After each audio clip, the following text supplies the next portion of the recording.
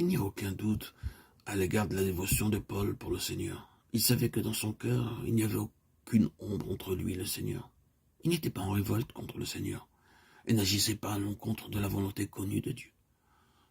Tout son être était centré sur le plaisir de son Seigneur, avec le désir de lui être agréable. Il savait cela. Mais malgré ce qui était dans son cœur, il a dû faire face à bien des choses.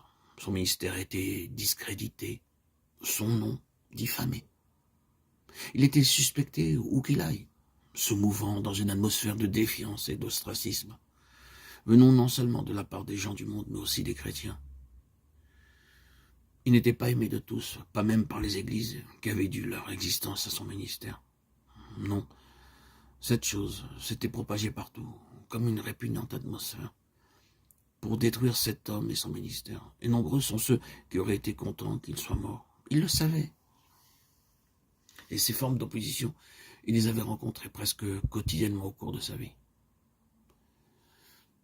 Un homme, un chrétien, qui rencontre des choses comme celle-là a besoin d'un point d'ancrage. Quand les choses s'abattent sur vous et que le chagrin vous accable, vous avez besoin d'une solide attache.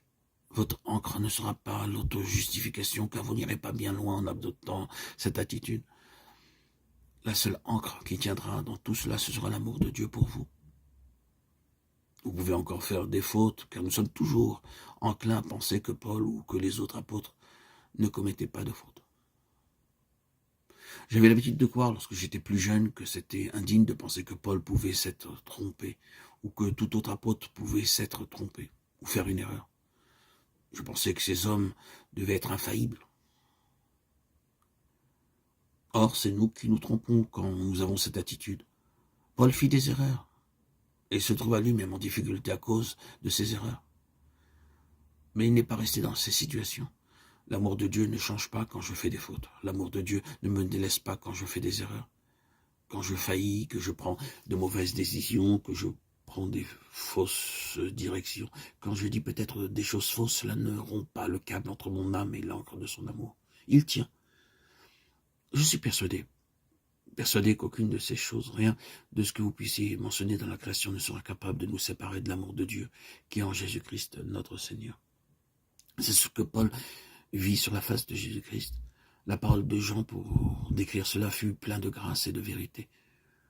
Paul, bien sûr, connaissait ce péché horrible, affreux, ignoble, méchant, cruel, cette infidélité de la part d'Israël, cet éloignement de l'intention divine. Et vous savez qu'il y a une section aussitôt après le chapitre 8, les 2 ou 3 chapitres suivants, qui est l'illustration de son propos. Et il ne fait aucune restriction par rapport à l'amour divin.